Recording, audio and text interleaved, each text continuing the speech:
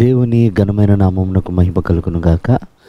వీక్షిస్తున్న మీ అందరికీ మన ప్రభువైన యేసుక్రీస్తు నామములో శుభాభివందనాలు తెలియజేస్తున్నాం. ఈరోజు మన దేవుని వాగ్దానం సంఖ్యాకాండము 6వ అధ్యాయము 25వ వచనం. యెహోవా నీకు తన సన్నిధిని ప్రకాశింపచేసి నిన్ను కరుణించును. ప్రియమైనటువంటి దేవుని బిడ్డలారా, దేవుడు కరుణా సంపన్నుడు, క్షమించుటకు సిద్ధ మనసు కలిగిన వాడు. ఆయన మనల్ని కరుణించాలంటే మొదట ఆయన యొక్క మహిమ మనం వీణ ఉదయించాలట. ఎందుకనంటే ఆయన కిరణాలు మన ముఖము పైన ఉదయించినప్పుడు మన రహస్య పాపాలు కనపడుతూ ఉంటాయి. ఆయన ముఖ కాంతిలో మన రహస్య పాపాలు కనపడునని బైబిల్ సెలవిస్తుంది. అందుకే మనకి ఒక సమాధానము, క్షేమము, ఆరోగ్యము, దీవెన, ఆశీర్వాదం మనకు కలగాలంటే ముందు మనం కరుణించబడాలి. కరుణించబడాలంటే మన ముఖకాంతిలో ఆయన ముఖకాంతిలో మన పాపాలను కడుక్కోవాలి. ప్రియమైనటువంటి వారలారా, చూడండి, యెరూషలేమునట దేవుడు తన దీపకాంతిలో పరీక్షిస్తాడని బైబిల్ సెలవిస్తుంది.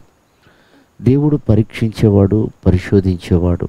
మనము ఆయన వలె లోకంలో ప్రకాశించాలని, ఆయన వలె ఈ లోకంలో మనం జీవించాలని ప్రభు యొక్క ఆశ, వాంఛ.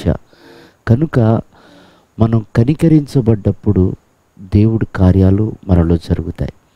మనం కనికరించబడ్డప్పుడు దేవుడు మనల్ని వాడుకోవటం ప్రారంభిస్తాడు. మనం కనికరించబడ్డప్పుడు మన హృదయం సంతోషంతో నిండుకుంటుంది. కనుక ఆయన ముఖ కాంతిలో మన రహస్య పాపాలు కనపడ్డప్పుడు వాటన్నిటి కూడా మనం తొలగించుకోవాలి. చూడండి, వాక్యము దేవుని ముఖకాంతి. ఆయన వాక్యం మనలోనట కండరాలు, పేగులు, వెముకలు, మూలుగులను పరీక్షిస్తుంది అనుంది. అంటే ఆ వాక్యపు వెలుగులో మనం సరిచేయబడాలి. వాక్యం మనల్ని దిద్దుతుంది, వాక్యం మనల్ని బాగు చేస్తుంది. అందుకే చూడండి, దావీదు అంటాడు, నీ వాక్యము నాకు సేద తీరుస్తుంది అన్నాడు. నీ వాక్యం వలన నేను బ్రతికాను అంటాడు. నీ వాక్యం వల్ల నాకు నెమ్మది దొరికింది అంటాడు. అంటే ఇవన్నీ అతడు సంపాదించుకోవటానికి తనలో ఉన్నటువంటి చేదునంతా తొలగించుకున్నాడు. కనుక ప్రియమైన వారలారా, దేవుని యొక్క ప్రకాశమానమైన వెలుగు మనపైన ఉదయించాలంటే మనలో చీకటి తొలగిపోవాలి. అప్పుడే మనము దైవ పోలికలు కలిగి ఈ లోకంలో మనం జీవించగలుగుతాం.